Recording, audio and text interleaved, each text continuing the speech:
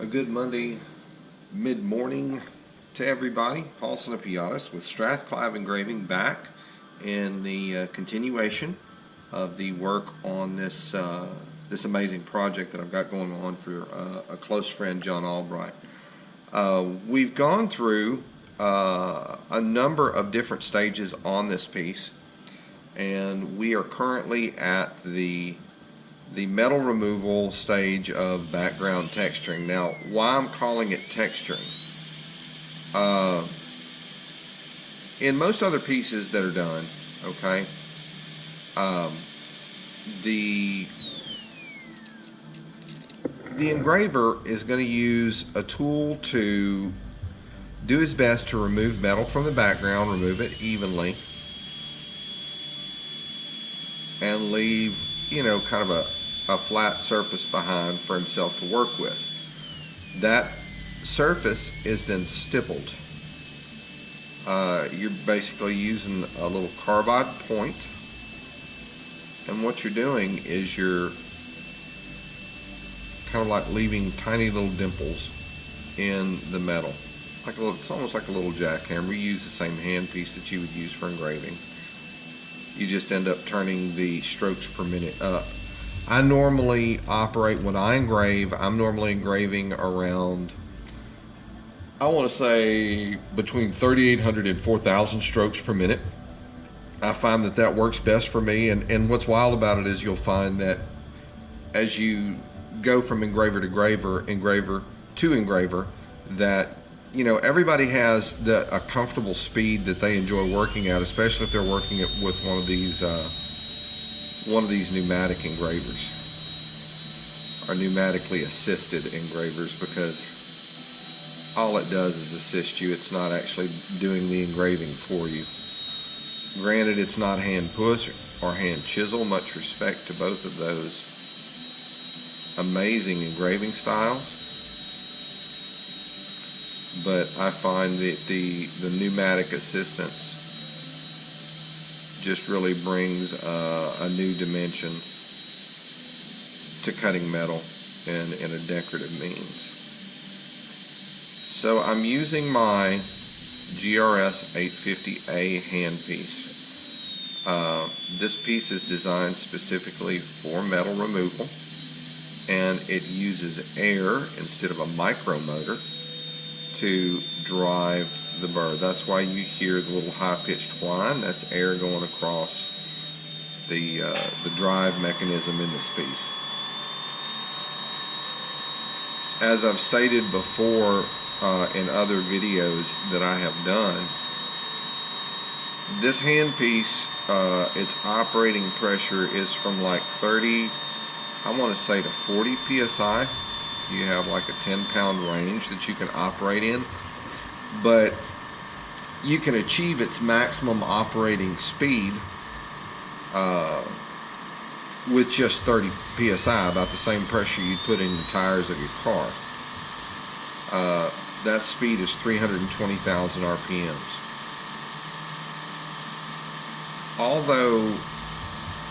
Although this works for this application, it's one that is also just a tad nerve-wracking,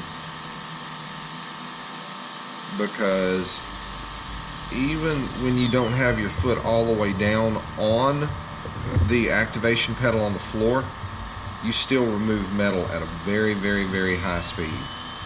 It almost looks like under the scope, like you had drawn a line with a pencil and you're coming back with an eraser. It quite literally looks like that. Metal just disappears. So when it comes to softer metals, it's something that you really you've got to pay attention to. You've got to watch what you're doing. You've got to stay on top of the burr. It can wander on you if you're not careful.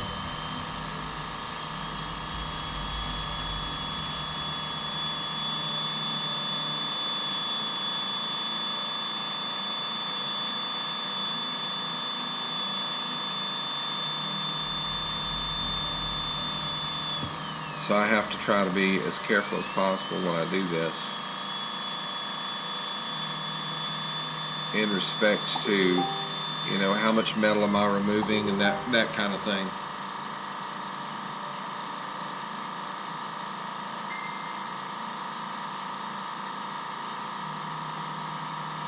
I'll answer a quick PM here from a customer. Give me just a moment.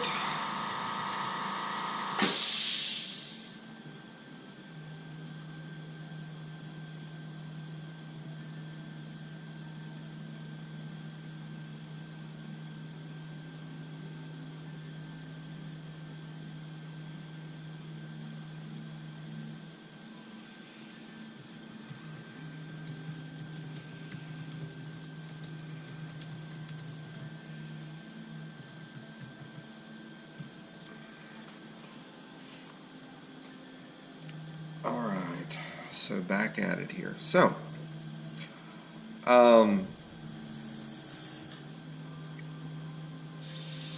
this is, again,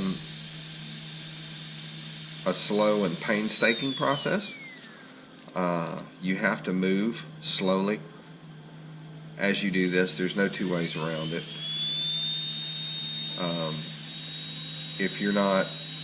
If you're really not, you know, paying attention to what you're doing, you will redefine lines very quickly. You'll find the burr wants to dig into the metal. And remember, this isn't about leaving huge gouge marks. This is about slowly and evenly removing excess metal from areas of the engraving that don't need it.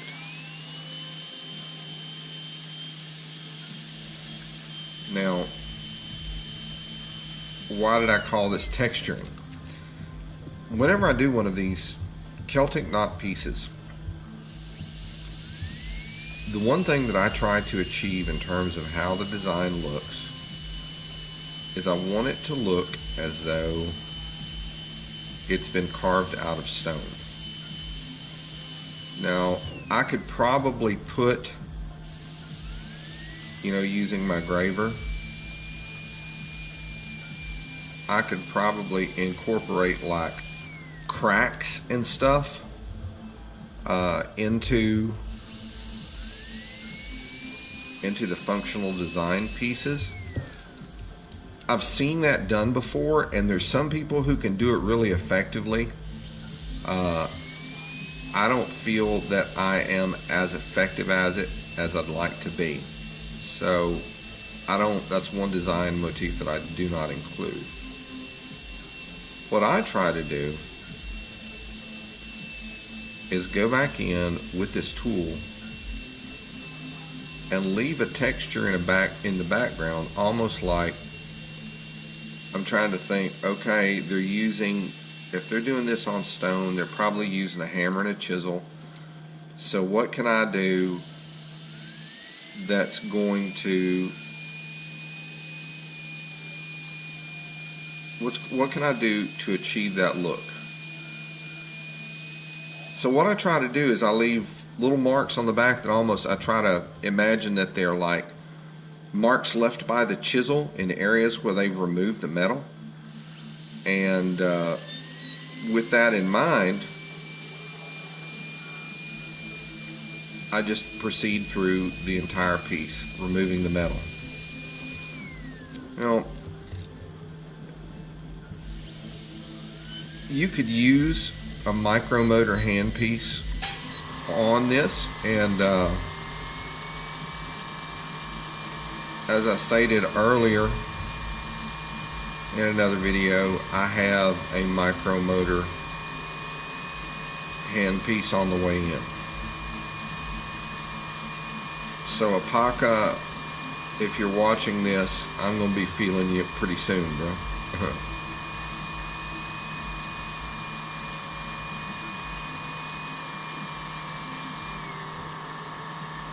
But the nice thing about that particular handpiece is I can run it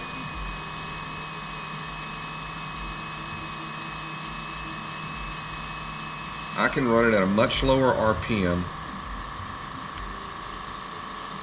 And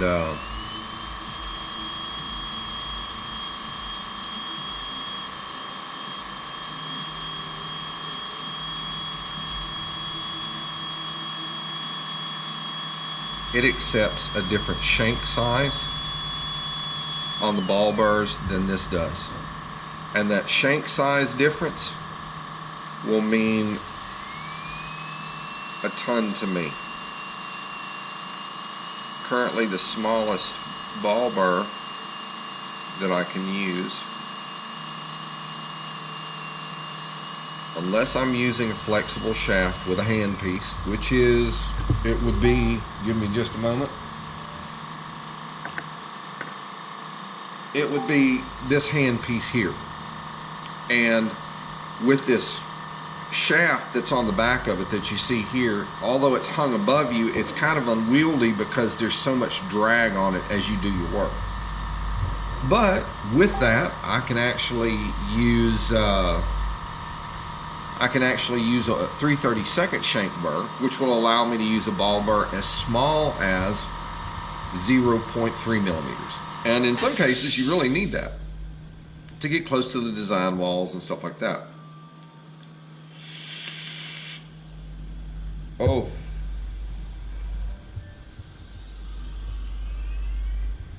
So, using the tools that I have, it's definitely a case of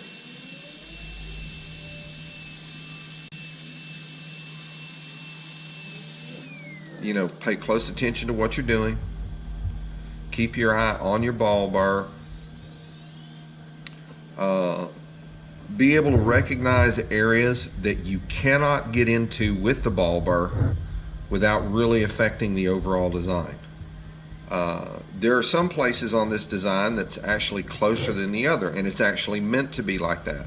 So at the top, the knot between these two functional knots here and here, this piece here, these two pieces here lie closer than these two pieces does. It was actually drawn that way.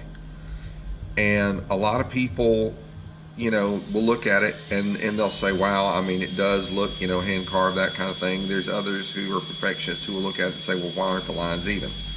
Again, that's not what I'm trying to achieve here. Now, I don't want the lines to be grossly out of shape, but at the same time,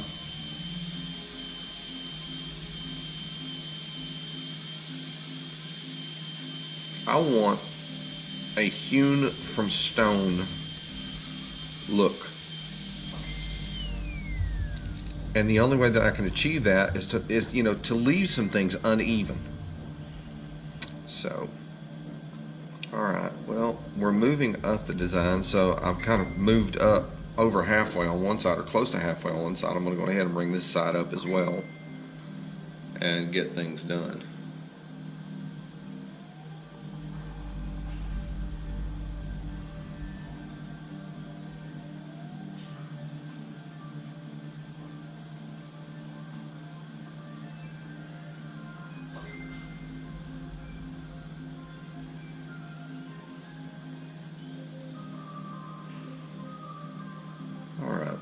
Just kind of checking up on what's going on my private messages, because I do have people contact me throughout the day, making inquiries.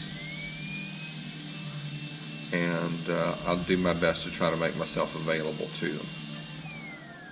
Alright, so let's continue to move. Alright, I'm going to come back down here towards the bottom, and I'm going to begin to work on some of these design elements here that need to be taken care of.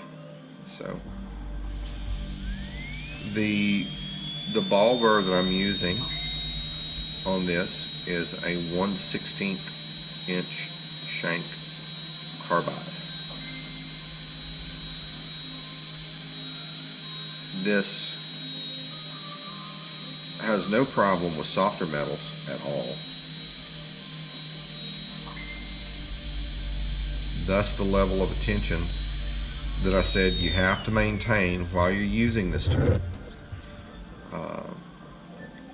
But unfortunately, the ball burr that I have for this is made by the dental industry, and the smallest they sell for this particular handpiece is 1/2 millimeter.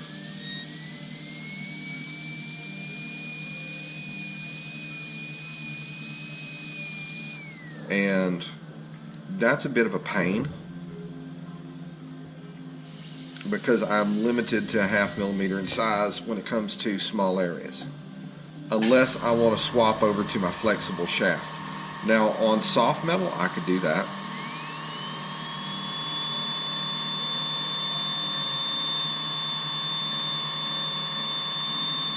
But because of the unwieldiness of the flexible shaft, I end up losing a good bit of accuracy removing metal texturing the background in this way.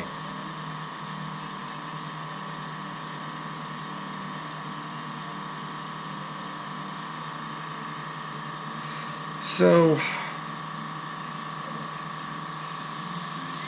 if you do use this handpiece, move slowly. Now stainless steel, this thing is insane.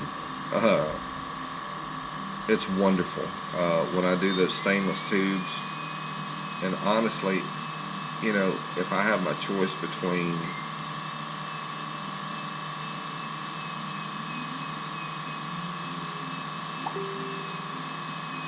stainless and a softer metal, I'll choose the softer metal every time. I think every engraver would. There's far fewer considerations for a softer metal than there are for a harder metal. But this tool, when it comes to harder metal, is, especially stainless, is a must-have. My flexible shaft does not run fast enough to effectively remove metal at 18,000 RPMs. It tends to chatter. 320,000 RPMs on stainless or softer metal, it melts. The metal under it just goes away.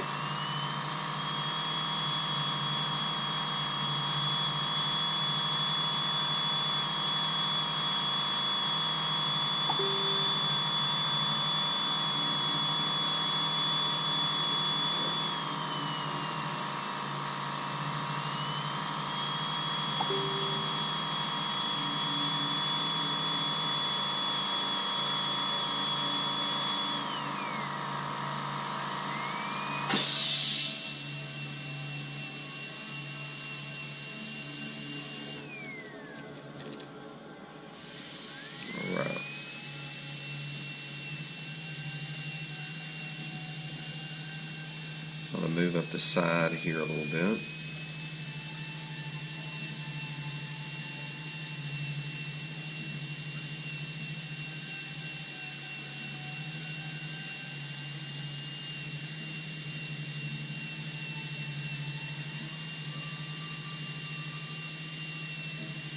This is where that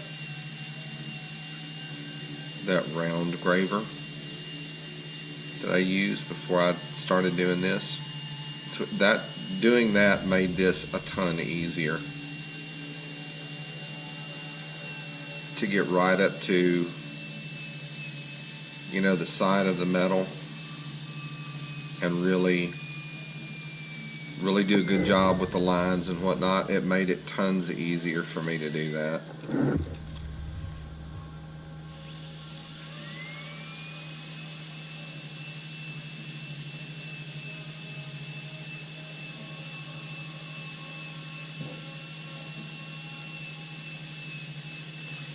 On stainless, these burrs tend to wear out very quickly, and that's even when I use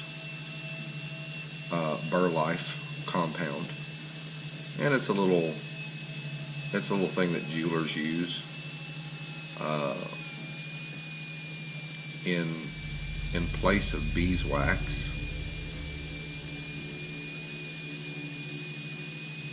To lubricate burrs. Beeswax will heat up and it'll melt off and it'll disappear, and it really doesn't give you the protection on your burr that you need. Your burr will start overheating. I mean, there's a lot of things that could, you know, happen and go wrong. With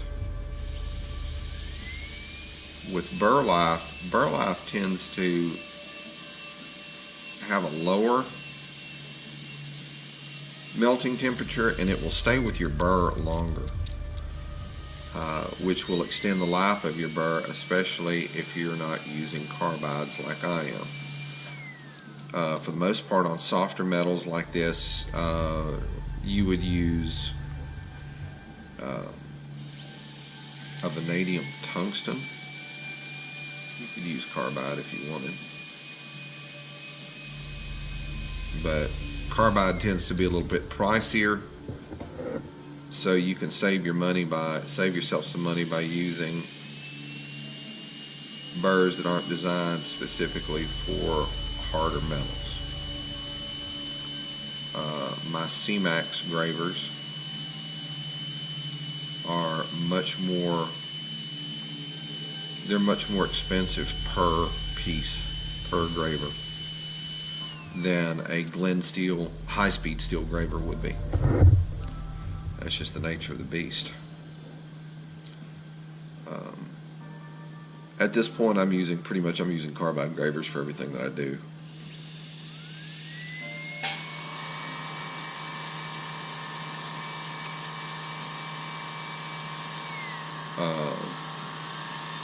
One, I don't have to sharpen them as often, which is a real blessing.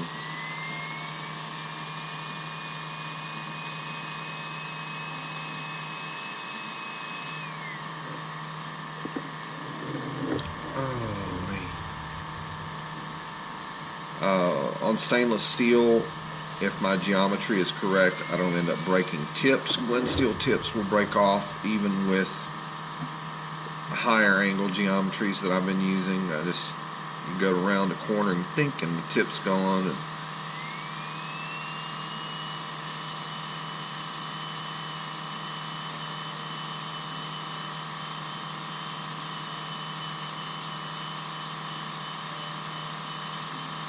there is a sharpening technique that's used that you actually kind of nip the very tip of the graver off when you sharpen it.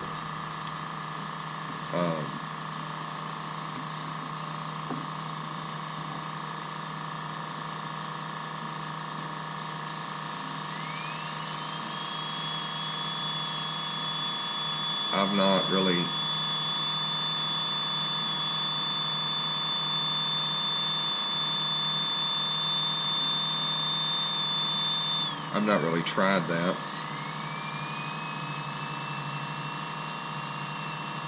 I like having a sharp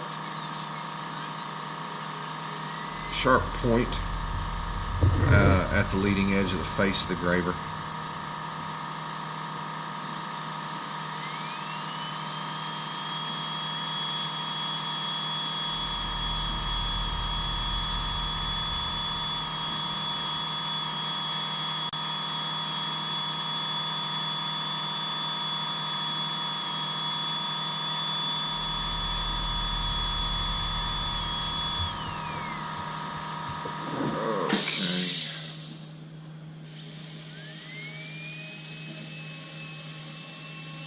So as you can see, this does take a while. Now, tricks on using this. Sooner or later, you're going to end up having to use, or you will buy, if you're going to do it for any length of time, you'll end up buying a handpiece to help you with metal removal. Otherwise, it really gets too time consuming. It gets to a point to where it's so time consuming that you realize, hey,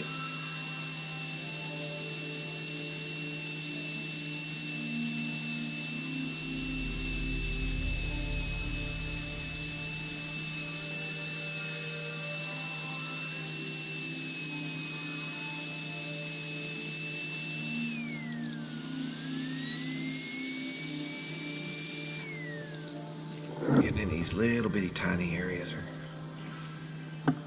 that's kind of like the most nerve-wracking portion of it.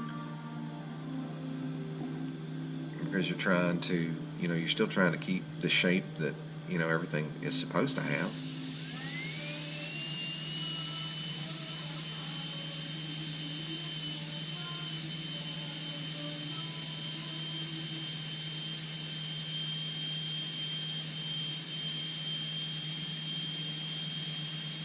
So, tips and tricks on this.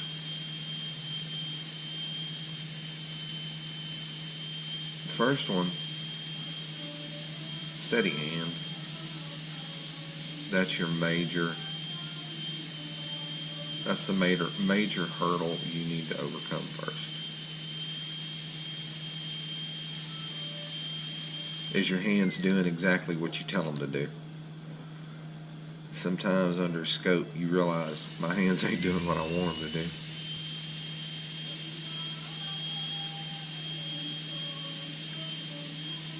So you have to adjust for it.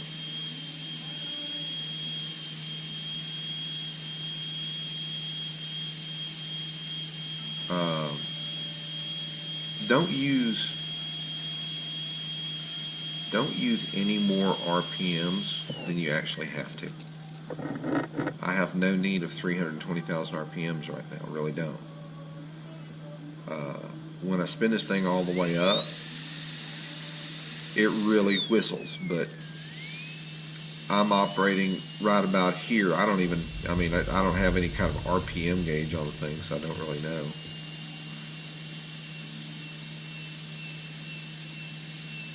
But if I find that I can work well at that RPM, then there's no need for me to go screaming above it just to operate the tool at its maximum speed. Alright. So, let's see. Got a larger area here, and I need to come up along the outside. Got some outside work I need to do along here as well, but I want to get in just a tad closer to do that. I don't know whether it's the I think it's just the reflection of the metal. No, there's a lip, I see it.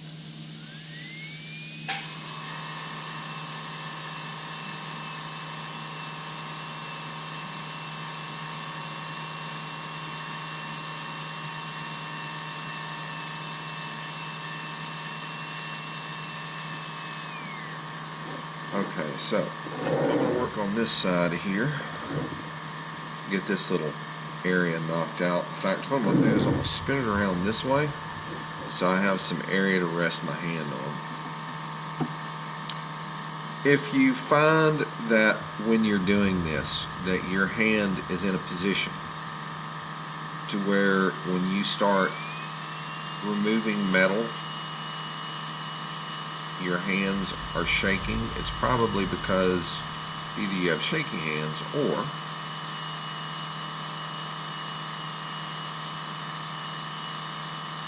your hands aren't as well braced as they should be.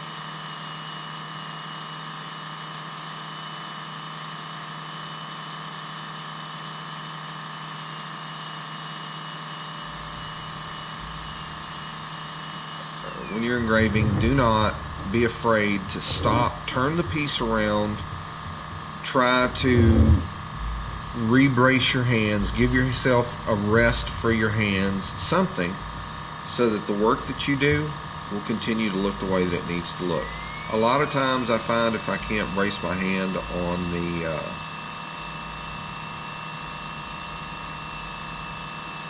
on the body of the piece that I'm working on,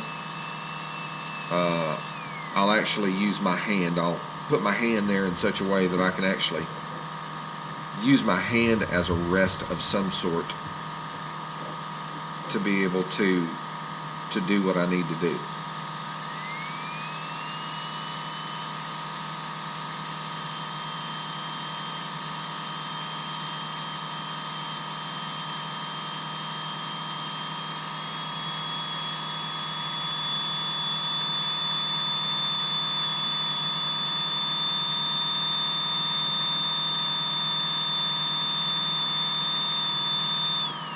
Alright, so now I can can get over into some of these other areas that I was working on.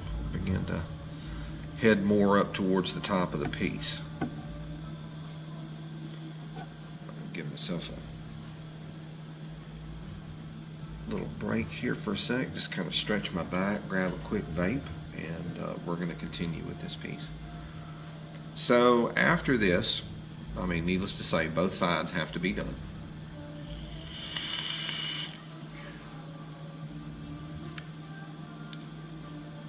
After this, I'll be using micro mesh to come back over the top and smooth all of this out. I mean, I'm gonna smooth here a little bit out onto the sides. I'm gonna kind of feather it out, you know. But this whole idea is to remove any burrs or anything along those lines and make the engraving smoother. And you know, by the time you get to the last pad on micro mesh, you're pretty much got to polish anyway. So I'll leave the surface in a really, really good condition for me to come back and at all of my knocked junctions go in either with an onglet.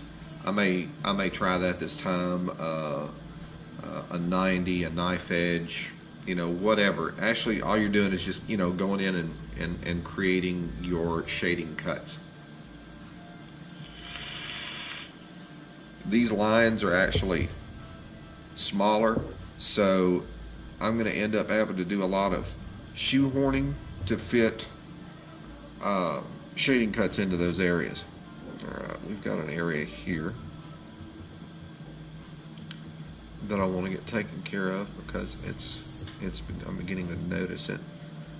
My ball burr is actually heading towards being a cone burr from that last stainless steel piece I did. I think that was a Beers.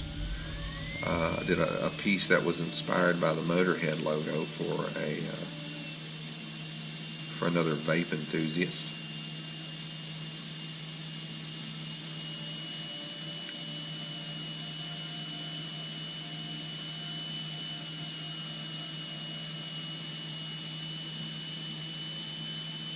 So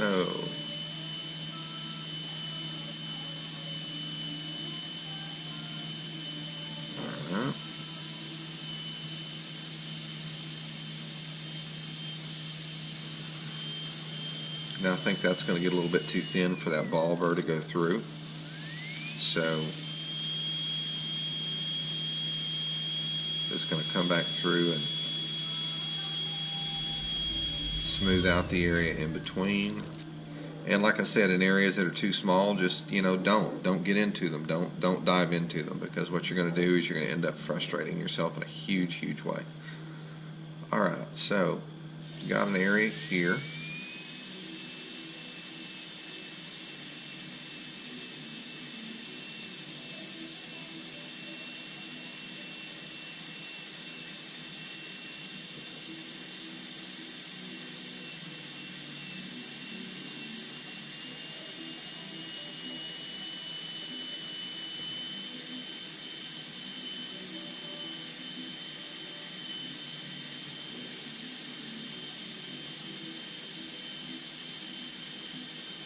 I do wish that I had a trinocular scope so that you guys could actually see what's going on here. Seeing it under scope it's really wild.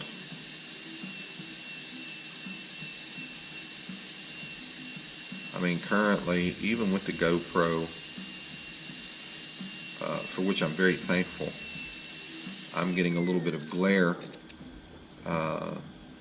based on the position of my camera. And there's not a lot I can do about it. It's just going to be one of those grin and bear it kind of things. Alright, now here's an area I can't get into with this burr. Having that other tool and being able to use like a 0.3 millimeter burr would be perfect to be able to get in that area. I have to go back in with a graver.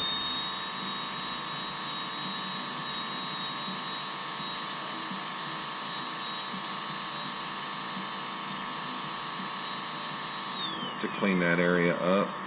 Alright, I'll come back down the side over here. And this is where I've already come with that half round engraver, which has given me a wonderful head start on this.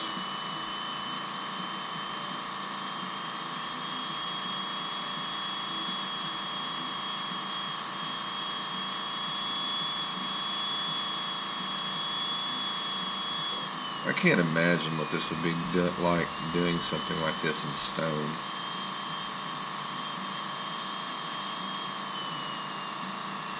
I mean, granted, these don't come near the mastery of David or the Pieta,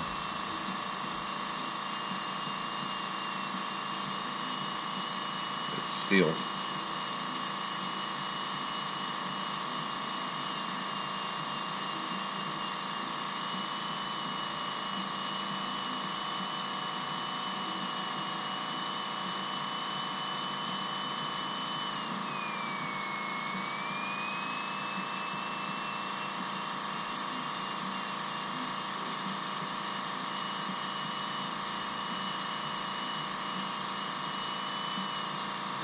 Go.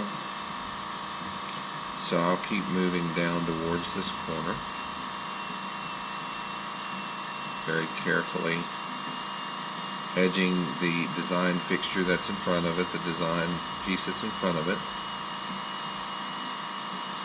and we'll come back across and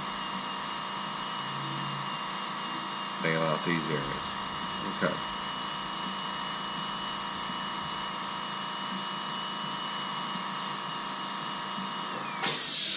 Okay, another tip with these high-speed metal removal tools. When you're removing metal, always with the burr spinning, you're always going to pull towards you. You're never going to go away from you. And the reason for that is simple. If your RPMs drop, what will happen is the edges of this burr will grab the metal, and it will act like a tractor wheel, and it will go zip, and it will leave these little marks all the way across. You can very quickly destroy an engraving that you've got a ton of time in if you don't pay attention to what you're doing. And that's not just at this stage, it's at every stage. That's one of the reasons why this is such a time-consuming art form. I mean, the results when you finish, if you're at least watching what you're doing, you know, they're pretty phenomenal, all in all. But still, you know, as with everything, take your time, go slow.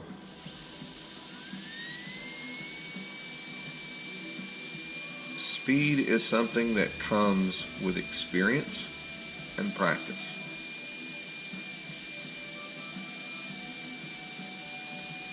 Now, I think that there is a difference, a big difference, between a good engraving and a fast engraving. Okay? You can tell if somebody's rushed through an engraving. You can, I mean, same thing with a mod. You can look at a mod and, you know, that you've been waiting on for months, and you end up disappointed when you look at it and you see that there's areas that could have been easily taken care of had the modder not been in such a rush. There are modders out there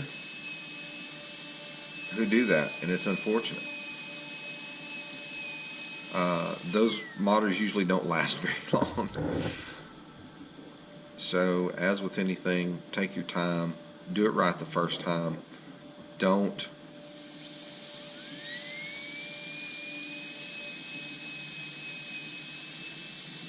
give your customer a piece that they're going to end up wondering, why the hell did I buy this? Alright, so we're moving through this at a pretty good pace, for which I am very pleased.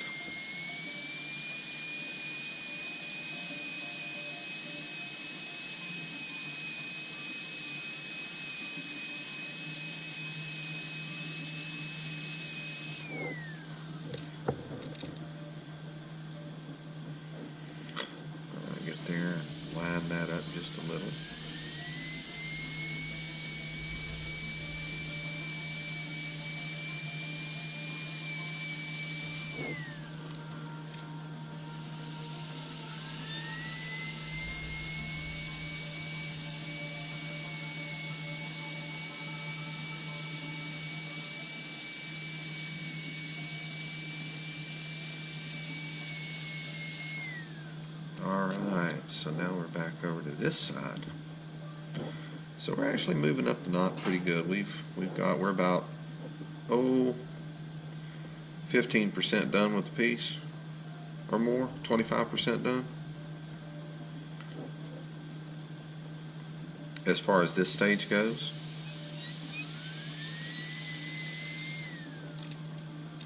Alright, so let's work on this area right here.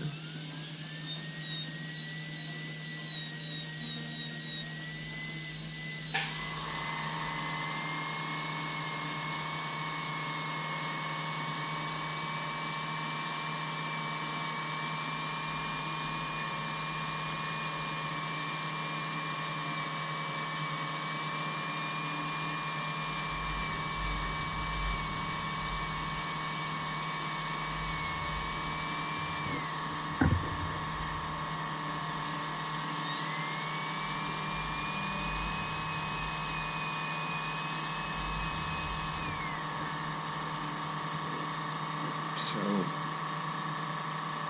we're getting there.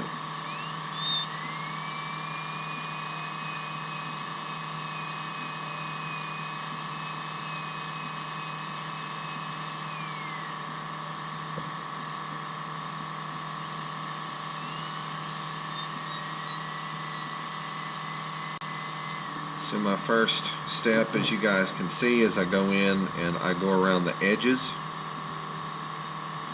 A lot of these edges have been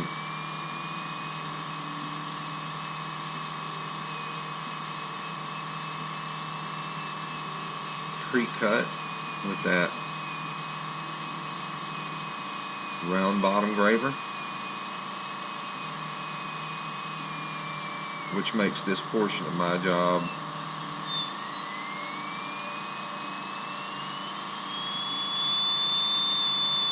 a ton easier.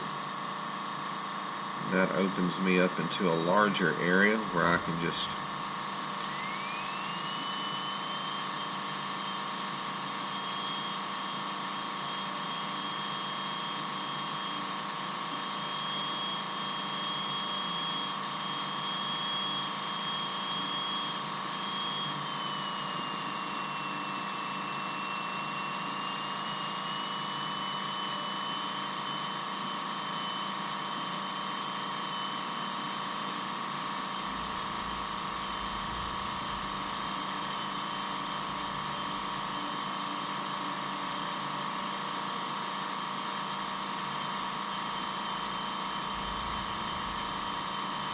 what I'm looking for in this, another thing that I'm looking for in this texturing in the background. You've got to keep in mind the type of graver that you used to remove the metal. First off, we used a 105-degree V-shaped graver.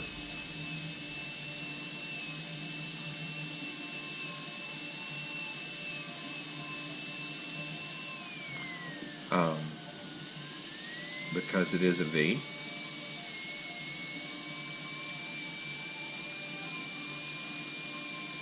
Naturally, it's going to leave small V-shaped furrows in your metal. What I'm looking for when I remove metal on this piece right now is I'm trying to remove all of those furrows and give myself a nice textured background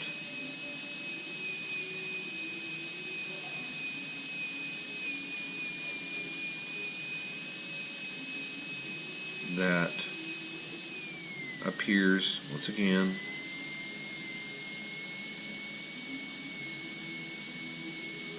cut from stone. Moving along at a good pace here. Very pleased with that.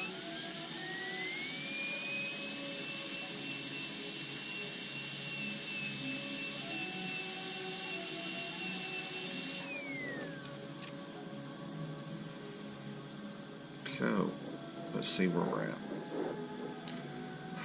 Alright, we've got some inside and some outside areas I want to take care of over here, so I'm going to spin this around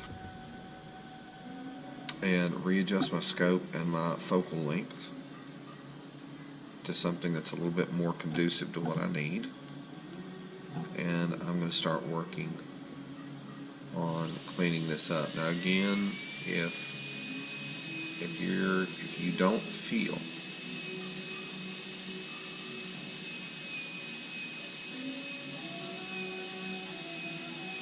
and you can pretty much see it. If you cannot get a ball burr in the space,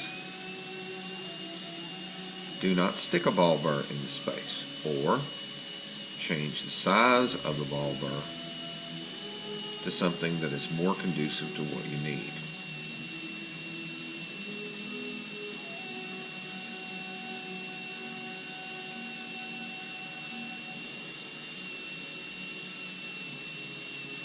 If you do not, then what you are going to find is you're going to find yourself removing metal that you don't want removed in places that you don't want it removed.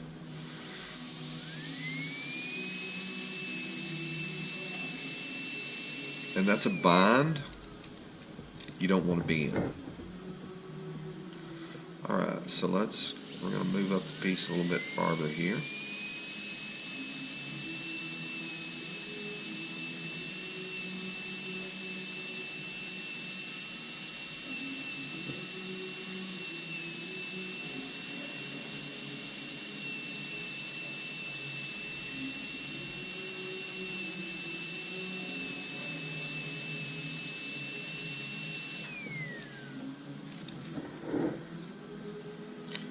I can see a little bit of a lip along the front of this that I don't like.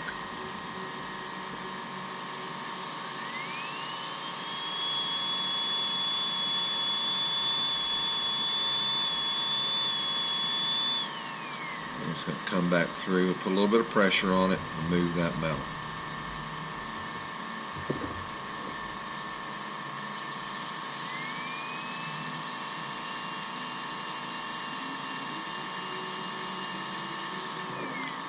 Yes, indeed. All right.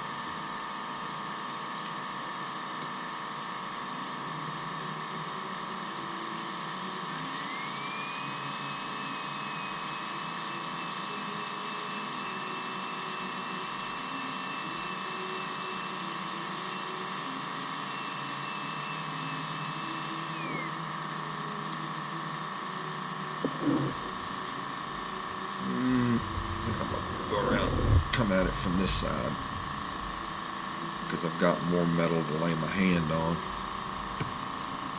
to cut this piece, to cut this area. Now, another tip on high-speed metal removal using a ball burr. Be aware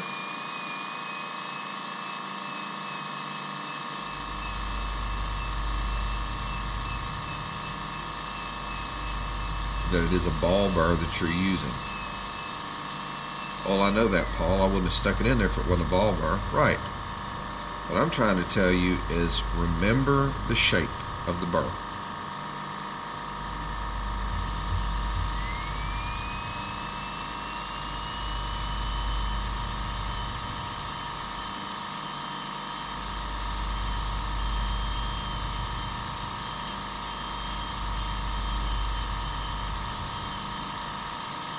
Keep in mind the angle that you're holding it at.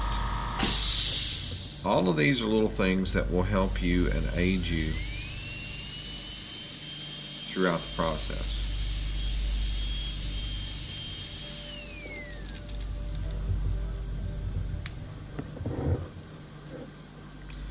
Looks like I've got a little bit of metal removal I want to do over here. I'm kind of skipping around, but I'm trying to keep this as even as possible as I go up.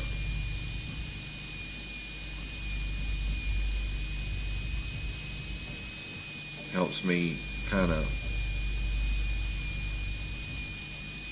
gauge my time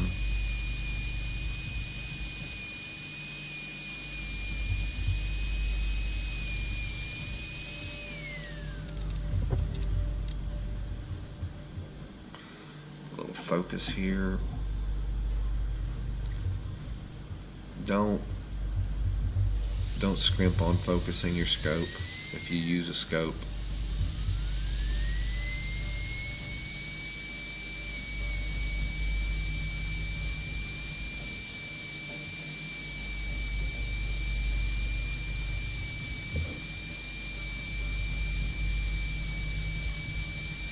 Because trust me, you'll get to a spot where you think, oh, well, I can get this, it's just a little blurry. And then when you look back at that area after you've done any work to it, you're like, oh my God, what did I do here? Well, you said I can do this without the scope being focused. Reposition your piece. If you have to reposition it in the fixture, do it.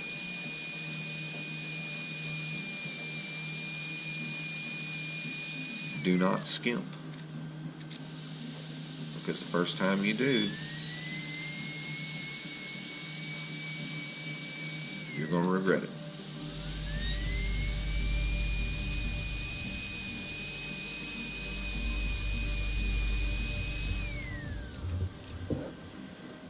Okay, so we're in a larger area now.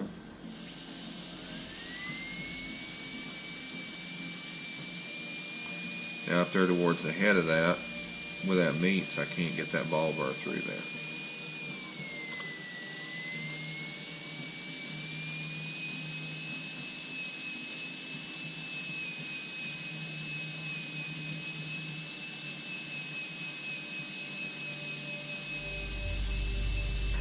But there is a tad of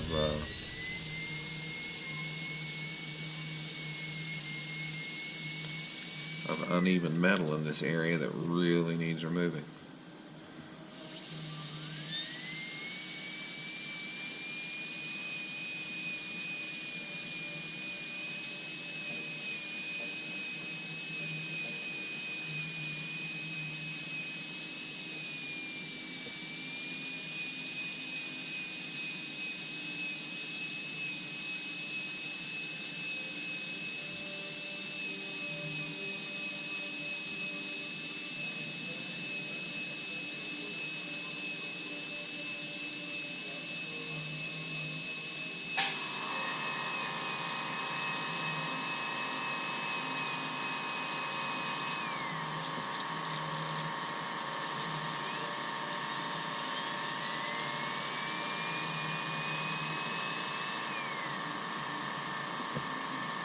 Okay.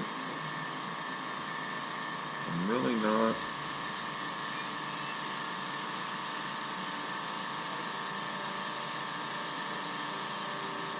too keen on that, so I'm just kind of just like quickly just whip, trying to whip it through.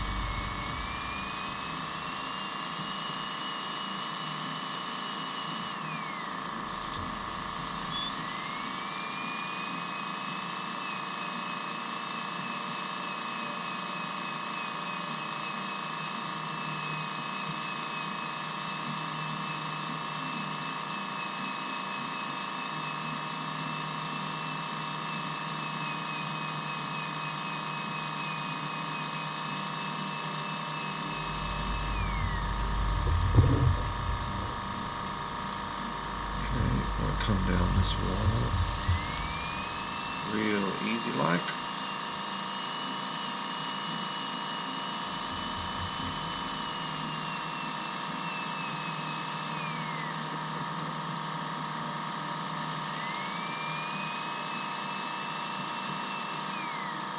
And I'm going to brush this off right quick.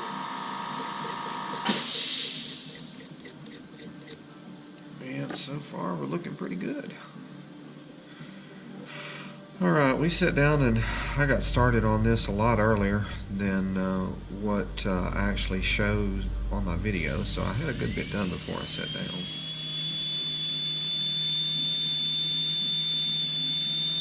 But we are beginning to head towards lunchtime.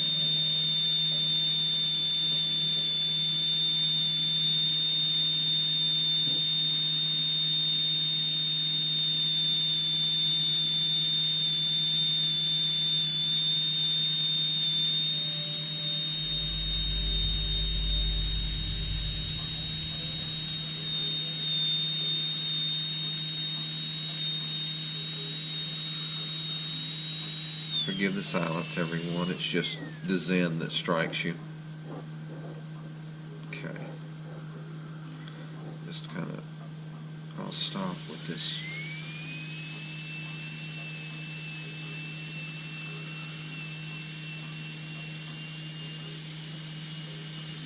Framework.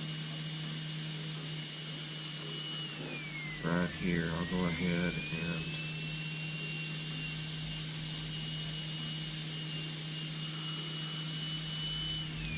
go through my gap there and make sure that got room. Okay, see, here's another one. This one's going to be fun.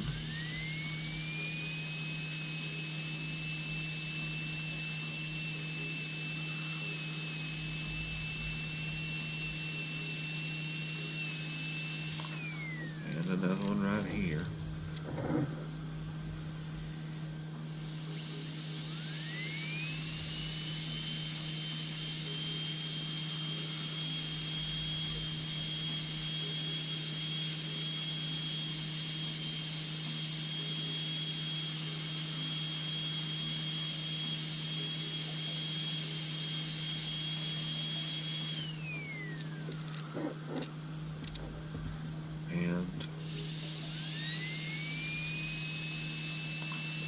Follow that all the way up into here. Get some of that metal removal done so that I can just keep kind of climbing through. One area kind of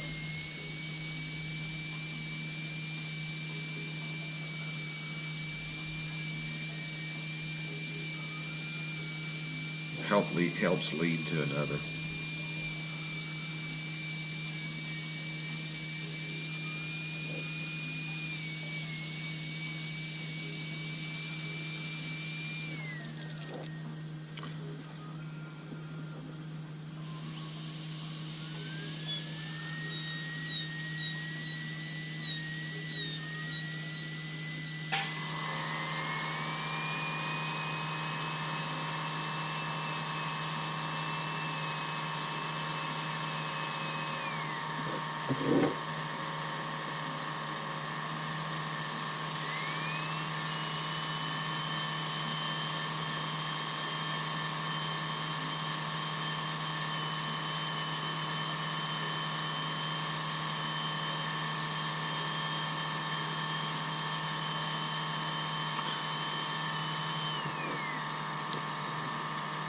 And then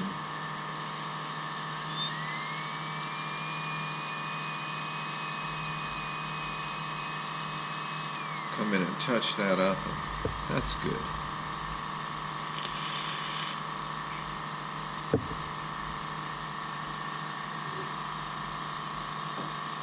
If I had an apprentice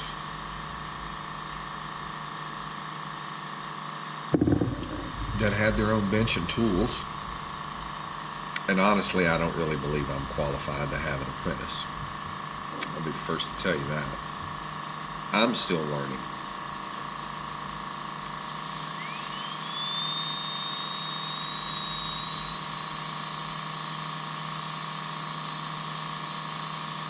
I don't think it would be a case of the blind leading the blind or anything like that.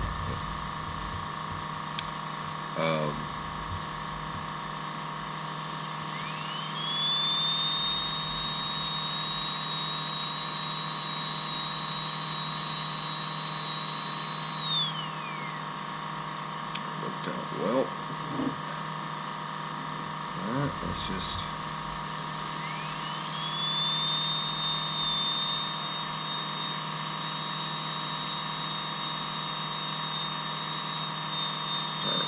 some of this here in the center.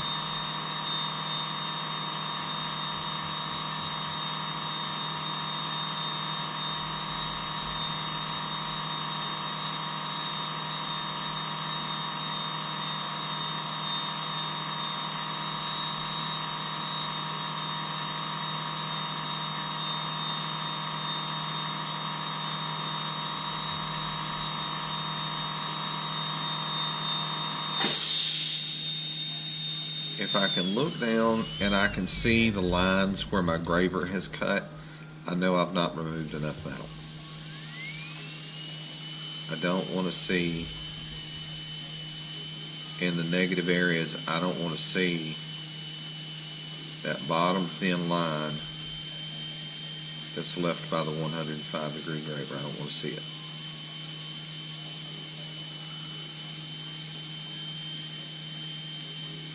I want to see metal that's either been prepped and ready for matting or cut flat with a flat graver.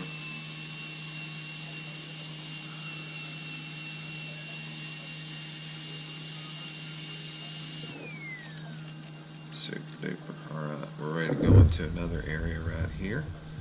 So I'm going to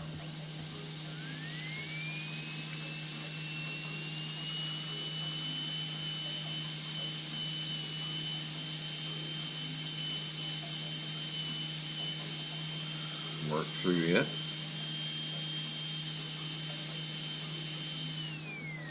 And then I've got another whole area over here that's opened up for me to hit. Okay, before I go any higher, I think I'm going to work a little bit on this outside area here.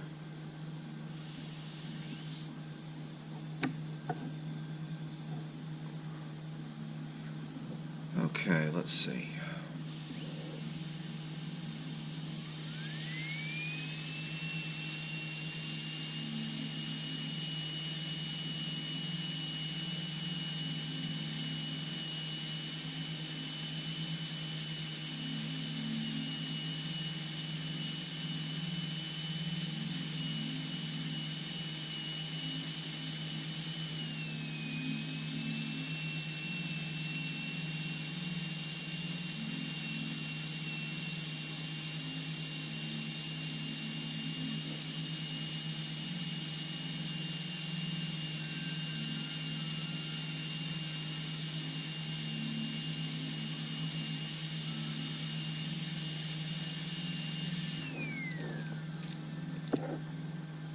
That's a good bit still. I don't want to go ahead and come pretty much all the way up there, but I'm going to need to get a focus on this so I can see what I'm doing. Alright.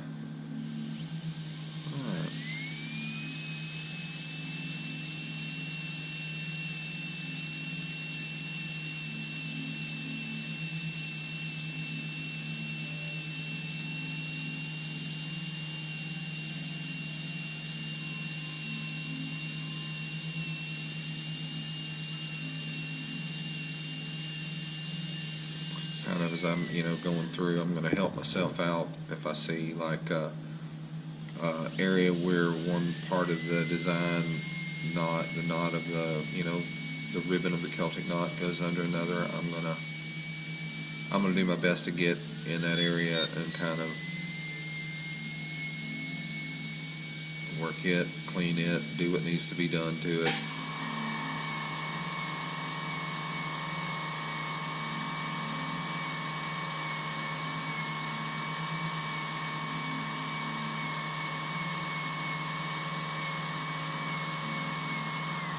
Because a lot of what I'm doing here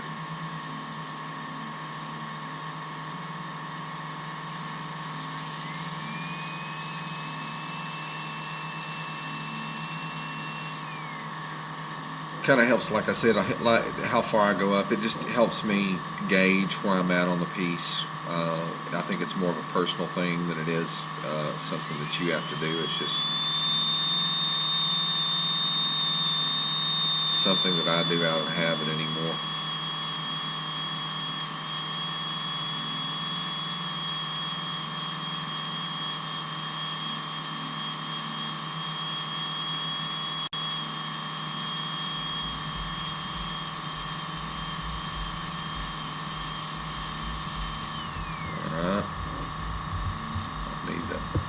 come down the length of that wall from up above here. To kind of get my hands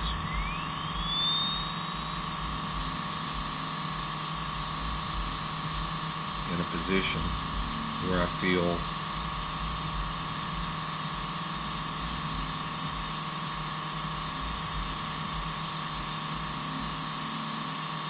comfortable that I can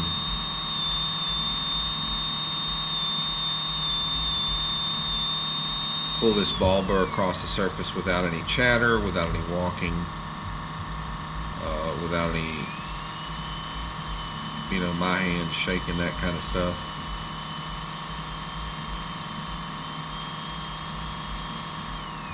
So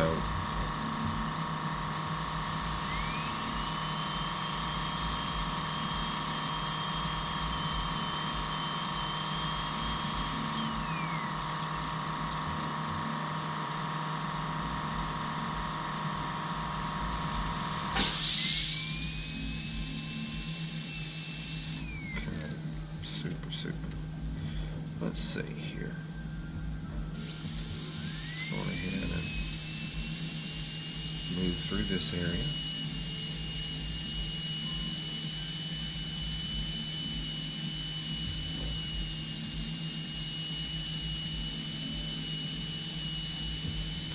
Get this as cleaned up as I can.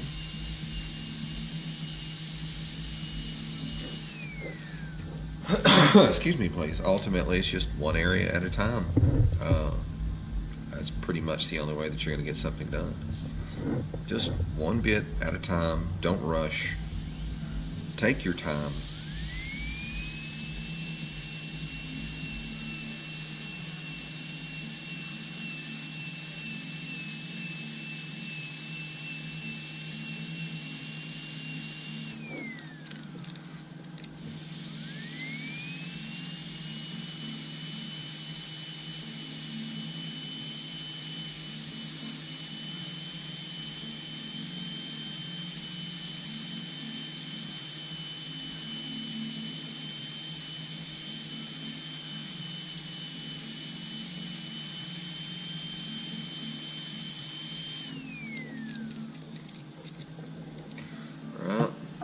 The scope forward a little bit.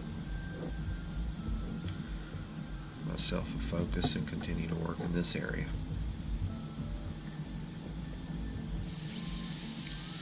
Now I've got a spot up there where the design elements are too close for me to get in between with this ball burr. If I had if I was looking at having like a 0.3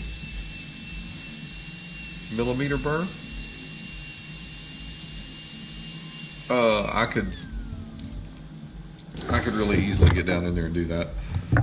Give me a sec. These are bush burrs.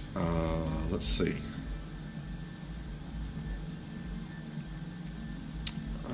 It doesn't have the size of the burr listed on it, but as you guys can see, these are most likely 0.3s. Do you see how tiny the tip of that burr head is? I mean, tiny, tiny, tiny, tiny. But unfortunately, because these are a longer shank and a bigger round shank, I can't use them in that high-speed handpiece. That was the purpose of the micromotor handpiece.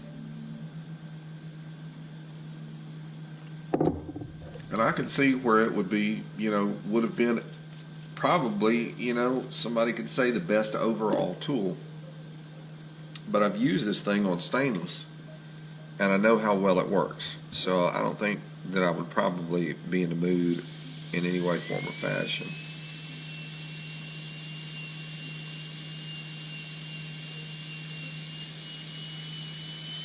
to trade one for the other. Now this one, I'm just going to have to be real careful and get in as best I can. Had a message, give me a second.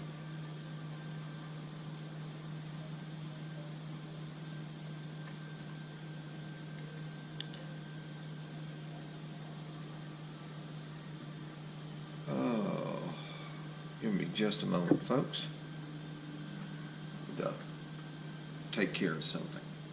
All right, folks. Well, we're over 3/4 way through with this one side, and the battery on my GoPro has started to get low. So I'm going to go ahead and tailor this off and tell each of you thank you very much for stopping by and watching what I do, for taking an interest in my craft. Please remember, if you're here for the first time, I would love to have you as a subscriber. Please subscribe, drop me a few likes, tell other people about what I do and where they can come and watch it done firsthand. I mean, I'd love to have your support on this.